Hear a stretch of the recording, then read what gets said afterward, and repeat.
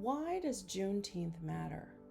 In 2025, this Juneteenth serves as an opportunity to reflect upon the meaning of freedom, historically the freedom of African Americans, and presently the freedom of immigrant and marginalized populations within the United States. Juneteenth matters when we think about enforcing our rights to vote and how we define citizenship in this country. Juneteenth is neither the beginning nor the end of something. Yes, it commemorates the day when nearly 250,000 enslaved people in the state of Texas were declared free by the Army 2 months after Confederate General Lee surrendered.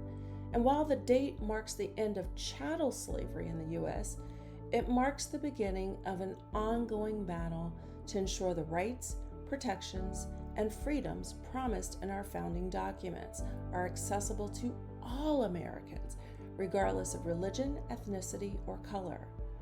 Understanding that while Juneteenth is a liberation day from slavery, within 10 years, a system of race-based social and economic exclusions took their place in the form of Jim Crow laws.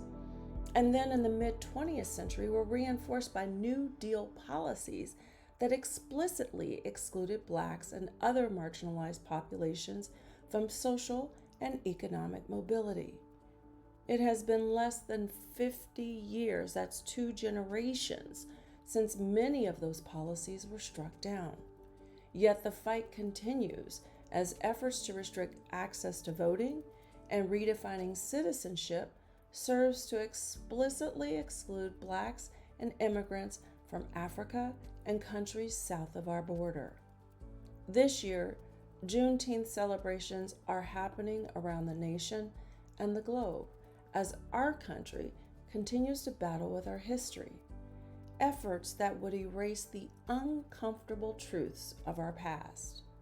But as scholar and Pan-African leader W.B. Du Bois wrote in the 1950 in The Negro, for 400 years, from 1450 to 1850, European civilization carried on a systematic trade in human beings of such tremendous proportions that the physical, economic, and moral effects are still plainly to be remarked throughout the world.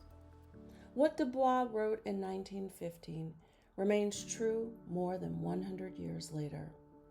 The effects of slavery in the U.S. continue to be measured today in health, wealth, and well-being indicators.